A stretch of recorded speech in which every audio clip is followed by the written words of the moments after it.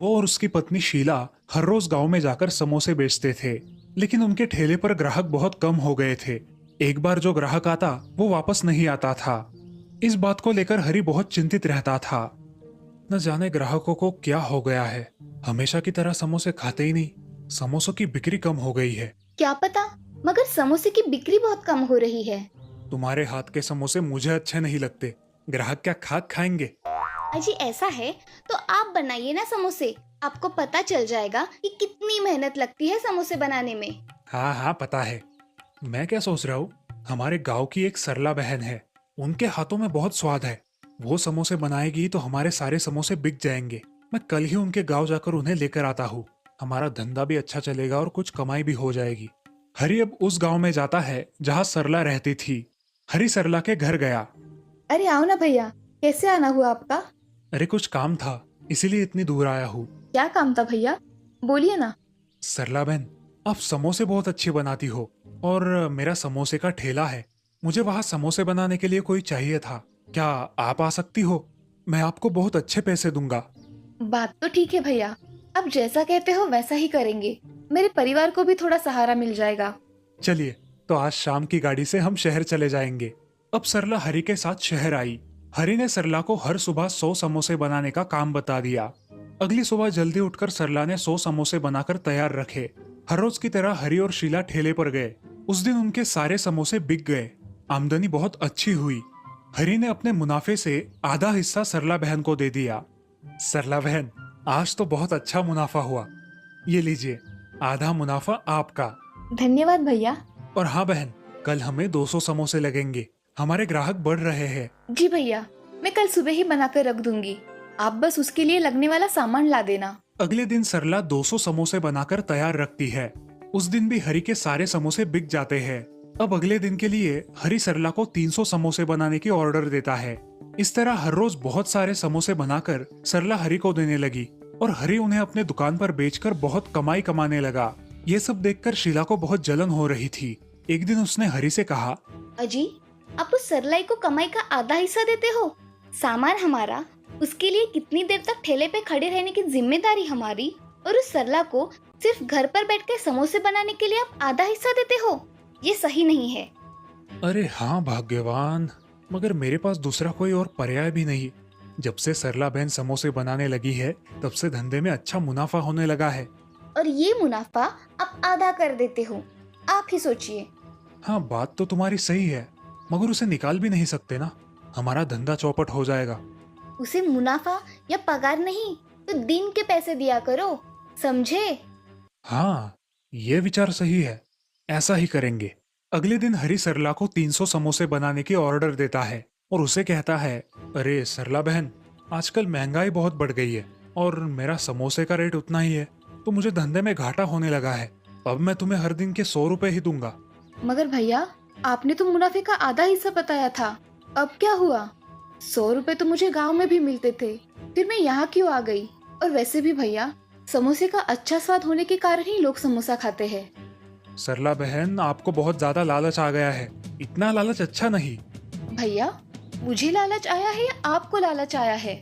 मैंने तो कभी समोसे बनाने में कोई कसर नहीं छोड़ी, तो फिर मैं मेरे हक के पैसे कैसे छोड़ूं? आप ही बताइए। अभी के अभी मेरे घर से निकल जाओ। वो गांव में ही तुम्हारी असली जगह है, और कर भी क्या सकते हैं तुम्हारे जैसे लोग। बेचारी सरला अपने बच्चों को लेकर वहां से निकल पड़ी। चलते चलते रास्ते में एक जगह वो बैठ गई। तभी उसके बड़े बेटे उमेश ने कहा, माँ, तुम परेशान मत होना, कुछ ना कुछ हल निकल जाएगा। माँ, क्यों ना हम खुद का समोसे का ठेला लगाए। हमारे पास कुछ पैसे भी जमा है, इससे हम ठेला लगा सकते हैं। हाँ, सही कह रहे हो, हम ऐसा ही करेंगे। अगले ही दिन सरला अपने बेटे की मदद से अपना खुद का ठेला लगाती है, वो भी गांव के बीचों बीच हरि के ठेले के बिल्कुल पास।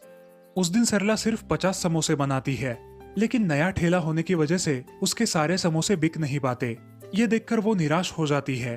बेटा, हमें ये धंधा नहीं करना चाहिए था क्या? अरे माँ, आज पहला ही तो दिन था। एक ही दिन में कैसे पता चलेगा कि लोगों को समोसे पसंद आए या नहीं? हम कल फिर करके देखेंगे। अगले दिन सरला और उमेश फिर से 50 समोसे बनाते हैं और उन्हें बेचने अपने ठेले पर जाते हैं। उनके यहाँ एक ग्राहक आता है। कितने का दिया समोसा? सिर्फ 10 रुपए भैया। वो आदमी समोसा खाता है। उसे समोसे का स्वाद बहुत पसंद आता है। वो अपने साथ 10 समोसे और लेकर चला जाता है। धीरे धीरे सरला के ठेले पर ग्राहक बढ़ने लगे। सबको उसके समोसे बहुत पसंद आने लगे। इसी के साथ साथ हरि के ग्राहक थोड़े कम होने लगे। सरला के समोसे की चर्चा सारे गांव में फैल गई। ऐसे ही एक दिन उस गांव का एक बड़ा जमींदार उसके ठेले पर आया। बहन जी, एक समोसा दीजिए। सरला ने जमींदार को एक समोसा दे दिया और अपने काम में लग गई। उस जमींदार को वो समोसा बेहद पसंद आया। बहन जी, मेरे बेटे की परसों शादी है, क्या तुम हमारे घर मेहमानों के लिए ऐसे समोसे बनाओगी? जितने भी समोसे होंगे उतने पैसे आपको मिल जाएंगे। जी मैं जरूर आऊंगी और सारे लोगों को अच्छा समोसा देने की ही मेरी कोशिश रहेगी। जी ये लीजिए आपका एडवांस। जमींदार सरला को एडवांस पैसे देकर वहां से चला गया और ये सब देखकर हरि मन ही मन जलने लगा। लेकिन उसे पता था कि वो कुछ नहीं कर सकता था। शीला, हमें कुछ अलग धंधा करना पड़ेगा। ये समोसे बेचकर अब काम नहीं चलेगा।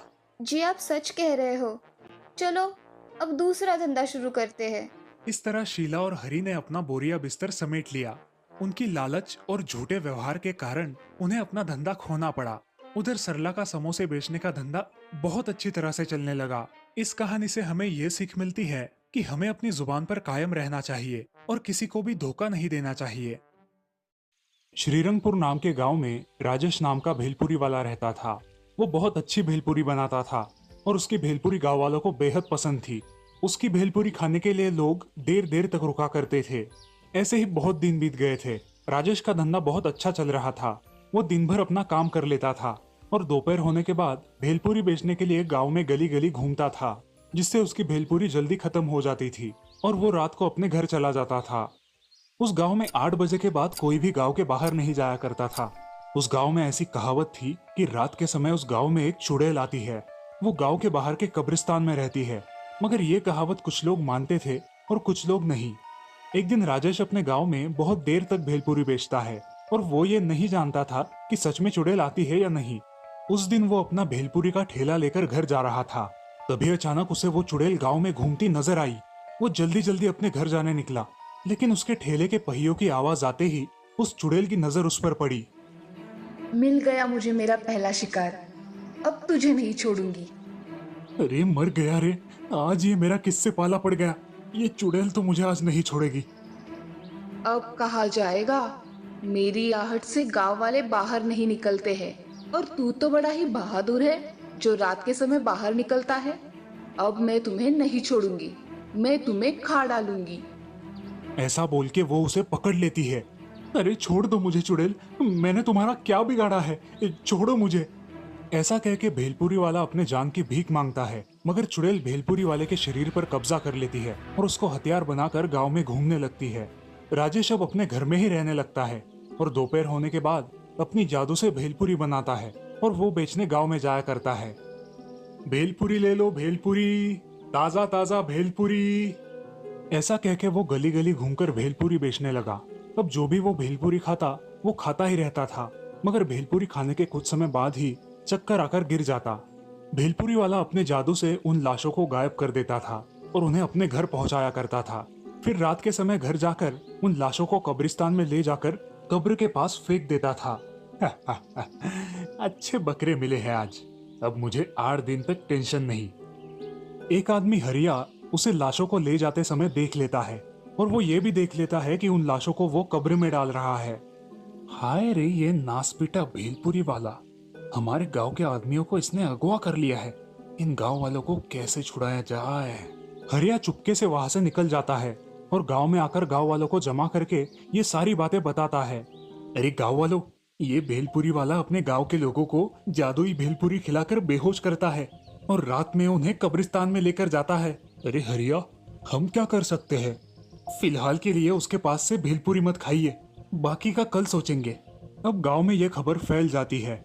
सारे लोग भेलपुरी वाले से डरने लगते हैं और उसके हाथ की भेलपुरी खाना बंद कर देते हैं। भेलपुरी वाला गांव में जब भी आता, लोग उसे नजरों से घूरने लगते।